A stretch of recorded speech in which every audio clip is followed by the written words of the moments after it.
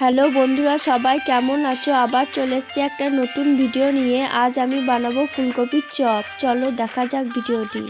প্রথমে ফুলকপিটি ছোট ছোট পিস করে কেটে নেব। প্রথমে ফুলকপিগুলো সিদ্ধ করে নিতে হবে, আমি আগে থেকে করে রেখেছি। এবার কড়াইয়ে অল্প পরিমাণে তেল দিয়ে দিতে হবে।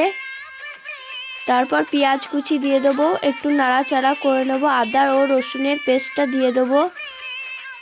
জিরে গুঁড়ো, হলুদ গুঁড়ো, লঙ্কা গুঁড়ো দিয়ে দেবো। ভালো করে ভেজে নেব।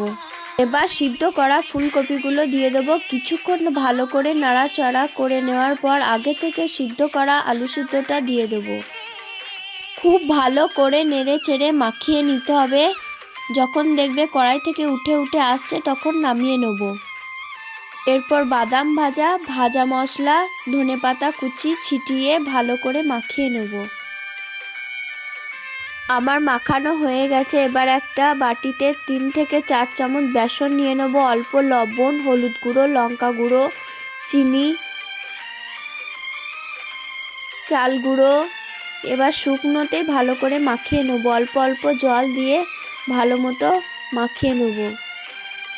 এবার হাতে ফ্রেশ একটি পলিথিন ব্যাগ নিয়ে ঠিক এরকমভাবে চপের আকারে করে নিতে হবে। এবার আমি সবগুলোকে ঠিক এরকমভাবে একে একে করে নেব।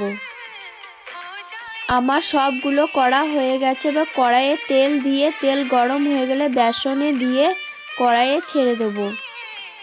এবার উল্টে পাল্টে ঠিক লাল লাল করে ভেজে নিতে হবে।